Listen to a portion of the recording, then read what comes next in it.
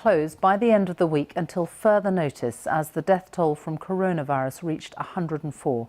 Boris Johnson said schools will close their doors by Friday. From next week, most children will be at home until further notice, except for children of key workers like NHS staff, police and delivery workers, as well as the most vulnerable.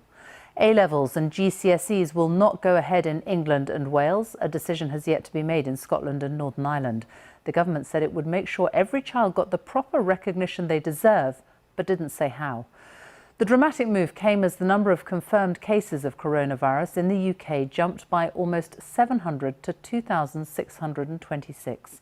104 people have now died. The NHS said those who died in England were aged between 59 and 94 and had underlying health conditions. Our political editor, Laura Kunsberg, is in Westminster. Laura. Sophie, this was a decision that the government never wanted to have to take, a decision that they put off until they felt it was the crucial moment to act. But as the number of people infected by this disease continues to mount, so too the impact on all of our lives continues to become more and more profound. And this time it has turned the lives of millions of children and therefore millions of families around the country upside down, with school gates closing after lessons on Friday for a time being, and no one knows until when. Home time, not just till the morning, but maybe for many months. The school bell on Friday will signal the end of normal life for millions of families for the foreseeable future. I think it's good for the children, right? But I think it's going to be hard for the parents that have still got to go to work. I'm very worried about it. Why? Because it's scary. It's killing the people. I'm a kind of stay-at-home dad, so it's not such a problem. My wife is kind of main breadwinner, so it's not too bad. It's perhaps not the last resort for the government, but certainly closing school gates was one of the measures ministers were desperate to avoid. After schools shut their gates from Friday afternoon, they will remain closed for most pupils, for the vast majority of pupils, until further notice. Now, I know that these steps will not be easy for parents or for teachers, and for many parents this will be frustrating, and it will make it harder for them to go out to work. Families will wonder, maybe more than anything else tonight, how long these closures might last. Sure. Can you give us any indication? Our judgment right now is that this is the moment to provide further downward pressure. I wish I could give you an answer about how long it will be, Laura, but we've got to do it right now. For the children of key workers, it could mean school as usual, but for teenagers, that means exams off for now. We've worked so hard, and the past 2 years, it's always had that long end goal, GCSEs, and it's just got to the point where that's in sight, and now it's not anymore. So school closures could make business even trickier for firms struggling to stay afloat. She can get them for Mother's Day, that would be brilliant. Yeah. Sally Field, a florist in Bristol, has plenty of orders for Mother's Day. But despite the government's promise to prop up the economy with hundreds of billions of pounds of loans, she is uncertain, deeply uncertain, about what might come next. If the staff were to have to not come in, look after their children, if we don't get the orders in, I won't be able to pay the rent of the shop. It's a massive worry. There's a rush for more support. The government promised tonight to help renters with a plan to ban evictions. With well over 2,500 cases of the disease, ministers and officials keep vowing to do whatever it takes. Whitehall is scrambling to keep up with the demands of this crisis, for the government to be able to explain quickly and precisely exactly how they plan to keep the many promises that have been made. There's a sense there could be more interventions and more restrictions on the way. The national safety net's expanding, but there are still holes, like the gaps on the Commons green benches today, MPs deliberately keeping their distance. Coronavirus may be a mild illness for the majority, but the effects on the country could be grave. Laura Kunsberg, BBC News, Westminster. The closure of schools poses a huge challenge to parents who are trying to earn a living, many of them now working from home. The government also stressed that children shouldn't be left with grandparents, who are the most vulnerable to the virus. All exams have been cancelled in England and Wales, and Scotland and Northern Ireland are due to make a decision in the coming days. Our education editor, Bronwyn Jeffries, reports. You need to take home your books and anything else that you need in order to be able to work successfully at home. a last glimpse of normal school life before education is largely set aside. Schools instead a crisis service. Head teachers now expected to lead. Well, I suppose there's been a sense of real inevitability. We've got to muck in. This is a national emergency, and schools are the bedrock of communities, and we will do everything that we possibly can to help. They've worked for exams now cancelled in England, even before they knew for certain they were worried about next steps. Your future, which you have to be worried about, getting your qualifications, how that's going to affect your life in the future, so it's a really big issue at the moment. It's our year group for GCSEs, but for others it's their year group for A-levels, for first year at university, all sorts of things, and it's just so disruptive for everyone's lives. Everyone's been saying how they think it will completely impact the way that we all socially interact, like moving forward, so handshakes, greetings, etc. And it just, yeah, it's quite an eye-opener. So that's it. Schools closed for the foreseeable future. They will still have a stripped back role, providing somewhere safe for the children of key workers, such as those working in the NHS, and looking out for vulnerable children. But that's only children with social workers or those with education healthcare plans. As classrooms empty, no place for those on free school meals, only an offer of food vouchers. And for parents, challenges ahead. Well, fortunately I work from home and so does my husband, so it won't affect us, but I'm pretty sure it's going to have a significant impact on lots of other parents. Especially knowing that it's going to go around the school and come home to every, grandparent, other person in your life, everyone could get it. So the sooner they shut it down, the better. For children, the anchor of routine cut loose, as schools prepared to ride out this storm. Bronwyn Jeffries, BBC News, West Sussex. Well, let's talk to our political editor, Laura Kuensberg in Westminster. And Laura, we seem to be following in the footsteps of countries like France and Spain. School closures this week. A lot of people wondering if there are going to be further restrictions next. Well, Sophie, the government's position has always been quite clear that they have taken decisions as and when the data looked at and produced by government scientists has been changing over time. But they've also been quite clear that there's been a range of things on the table, a kind of series of steps, or to use the jargon that's been used in Whitehall, it's like a ladder with different rungs. And as we go up the stage of getting through this outbreak, the government needs to take different actions to try to clamp down, and above all else, of course, to save lives. It was notable today that the Prime Minister didn't rule out increasing the level of restrictions on our lives. In fact, he was quite explicit in doing so. But I think that said, we should also be clear that the government has been trying very hard and clear about the fact that they are taking a step-by-step approach. They are trying to be guided every day by the best information that is put forward to them in what is clearly a very rapidly changing situation, where all sorts of demands are being put on everybody in government and, of course, everybody around the country. And there's no question with that schools announcement today, that's been something that's been coming for a while. The direction of travel has been quite clear. But we are already at a stage where people's lives are being profoundly changed by the way in which this disease is unfolding, not just in this country, but of course around the world. And there is a sense that Whitehall is really trying to scramble to keep up with the pace of how this disease is spreading. And for the government, of course, that means there are no straightforward decisions here. They're making very, very big promises, but there is, of course, a lot of political pressure over how in the days, weeks and months they'll be able really to make them come true. Laura Kuensberg, thank you.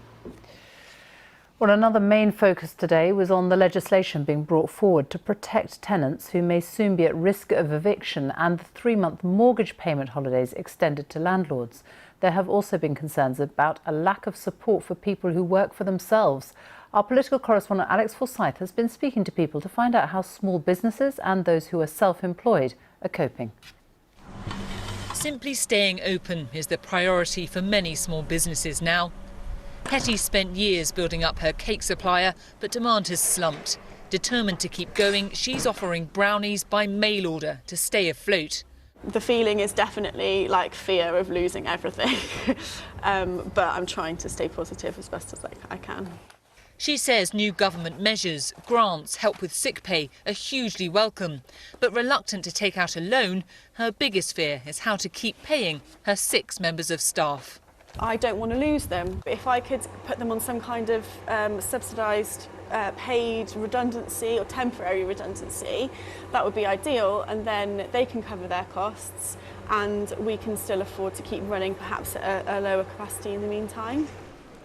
The government has offered billions to stop businesses closing, but some want more support for those who face losing their jobs, or those self-employed or not in line for sick pay.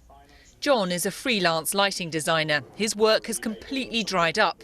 He's thinking of selling his car to help with rent and bills, saying people in his position have no safety net. Anything will be a good start. Maybe suppress credit card interest. People are going to go into debt spirals just putting their shopping on their credit cards otherwise. It's really distressing, not just for me, but to see, you know, all my friends and colleagues in the same boat. It's just happened all in the same week. The government's been clear. The measures announced for businesses so far are just the start. It said there will be more support for those struggling. And today the Prime Minister promised no one will be evicted if they can't pay their rent because of coronavirus. This letting agent says detail is key, but welcomes news that landlords will be given a mortgage break to help tenants who can't pay. It's brilliant that we've got support for tenants and that they know they're not going to be evicted during this time. We just now need to make sure that the tenants know where to go for the help, and that also landlords know where they can also go for the help if the tenant can't pay. With the next few days and weeks so uncertain, so many will be relying on support to simply keep going. Alex Forsyth, BBC News, Gloucester. The pound has plunged to its lowest level in 35 years, trading at $1.15 as the threat of coronavirus spooked investors. It comes as financial markets tumbled again after major stimulus plans failed to quell fears about the economic impact of the virus. Our economics editor, Faisal Islam, reports. The city is emptier than it ever has been on a trading afternoon as bankers and traders work from home. But the international financial markets are still open, and today they set their sights on the UK, forcing up government borrowing rates and sending the pound sterling plunging to near record lows. The pound fell up to 5% today against the dollar, meaning a 12% fall since early last week, down to its lowest level since 1985. It also fell sharply against the euro. In New York, some sharp stock market falls suspended trading yet again. The Dow Jones ending up at a lower level than inherited by President Trump, but the US dollar is strengthening as investors seek out safe havens. Some have suggested that these massive daily market moves are not helping pandemic-fighting efforts and they should be suspended. This morning, the Governor of the Bank of England told the BBC that the markets should be kept open, but he warned speculators to think very carefully about exploiting the crisis. You need to think very carefully, you know, going out and frankly shorting in a way that is just designed to sort of deliberately exploit the situation. Just stop and think about, you know, frankly, the broader ethics of what you're doing. It is an extraordinary sight, this symbolic heart of British capitalism. There's hardly any people, traffic, tourists, workers, and that's a good sign for public health, but it's a bad sign for the economy. It shows something close to recession. And it's the job of this institution, the Bank of England and Governor Andrew Bailey, to use its unlimited firepower to stop that getting much worse and having permanent economic scars of a depression. Industries across the UK have been closing down, from car factories to airlines, laying off workers at least temporarily, some without pay. What is your message to a boss right now facing plunging customer revenue, massive uncertainty, and one, you know, hovering over a computer mouse deciding whether or not to click and fire people or not pay people? Stop. Look at what's available. Look at what the government's doing. Look at what the Bank of England's doing. We're working in close coordination. Look at what's available. Come and talk to us. Talk to the government. Talk to us before you take that decision, because supporting companies and enabling companies to support their workforces is critical here. But the economic challenges are spreading. Reduced services in the rail industry, another sector to bail out for a government vowing to use whatever it takes to prevent the whole economy coming off the track. Faisal Islam, BBC News. The government says it wants to increase the number of people being tested for coronavirus from around 5,000 a day at the moment to up to 25,000 a day in a few weeks' time. Meanwhile, some frontline staff say they're worried and scared about the lack of protective equipment available when they're treating patients. But the Prime Minister told MPs that there was a massive effort ongoing to ensure that staff had enough equipment to deal with the outbreak. Here's our health editor, Hugh Pym. This is a message from the government's chief medical officer about coronavirus. It's important we all protect older people and those with existing health conditions from coronavirus. Starring in a new TV advert, the chief medical officer for England getting his message straight into people's homes. If symptoms are mild, you should all stay at home. Good morning, Mr. Whitty. Chris Whitty, hardly known a few weeks ago, is now a household name at the forefront of plans to tackle the coronavirus threat. One of the problems they're facing up to is protection for NHS staff. Some say they haven't got masks and other personal protective equipment, PPE, so they're at risk of infection at work. We don't feel that the government has been transparent with how many masks they have, how many advanced masks they have, and how much protective equipment is available for frontline staff over the coming days, weeks and months. We fear that it might be already too late. If I've already been exposed, then it's too late. In the Commons, the Prime Minister wanted to reassure staff it was a priority. There is a massive effort going on, comparable to the effort to build enough ventilators to ensure that we have adequate supplies of PPE equipment, not just now, but throughout the outbreak. A major ventilator company, though, said the UK was very poorly equipped. Ministers this week appealed to British businesses to develop new products. The government says virus testing will be more than doubled to 25,000 a day, focusing first on hospitals, then on extra tests for staff and in the community. Preparations for a surge in very sick patients include a temporary mortuary set up to increase capacity by Westminster Council. And the NHS is clearing the decks. At the Whittington Hospital in North London, they've prepared this ward with piped oxygen for COVID-19 patients. The beds are normally used for those who've had non-urgent operations. They've now been stopped for the next few months. Okay, so this is my tiny attic room. It's our kind of spare room. 2 beds, 1 small window to the garden. And that's about it, really. And I've been here since Friday. Dr. Maria Goddard told me what it's like to be isolated and unwell with coronavirus symptoms. Just complete exhaustion. Cough, fever, slightly short of breath. So how well prepared does she think the NHS is? I've worked at the NHS for more than 30 years. This is an unprecedented response and it's really impressive. I'm very, very impressed and I think the public will be very well looked after. I just hope that the resource is enough. And that's the big question. Will the NHS preparations be enough? Nobody right now can really answer that. Hugh Pym, BBC News. Major supermarkets are taking new measures to try and stop panic buyers emptying the shelves. Leading grocery brands are keen to stress that the food supply chain is still functioning and there is enough for everyone as long as shoppers behave responsibly.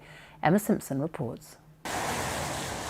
They're open, but just for elderly and vulnerable customers. At this Iceland branch in Glasgow today, a 2-hour window to shop before the masses. And it's gone down well. It's brilliant, honest to God, tremendous. I don't know how long it'll last. I've got quite a few neighbours who are quite elderly and they might need help as well. So that's why I got 2. You're allowed to take 2. Sainsbury's is saving the first hour at all its 600 supermarkets tomorrow for those most in need. Not easy when demand's still growing. This was the scene at 6:30 a.m. this morning in southwest London. Shoppers queuing for the doors of this supermarket to open. We are asking everyone to do the right thing as they show up tomorrow morning. We are seeing more food coming into our supermarkets every day, more than any other time of the year, and we are continuing to be able to enable that supply. If everybody bought what they needed for themselves and for their family, there will be enough food. Our supermarkets are now on a crisis footing, putting in place unprecedented measures to keep the food on the shelves. everyone to some extent is limiting the amount of products customers can buy. For our biggest grocers, it's now 3 items on all products. At Sainsbury's, for the most popular essentials, it's down to 2. Supermarkets are also streamlining their operations. For instance, Sainsbury's, Asda and Tesco are closing specialist counters to free up staff. Ocado, the online grocer, is shutting down its entire website until Saturday for changes to free up more delivery slots. Right now, it can no longer meet demand. At Morrison's, they're getting ready to produce basic food parcels, which can be ordered by phone. They'll be dispatched direct from their distribution centres starting next week. Another example of how our supermarkets are working to keep everyone fed. Emma Simpson, BBC News.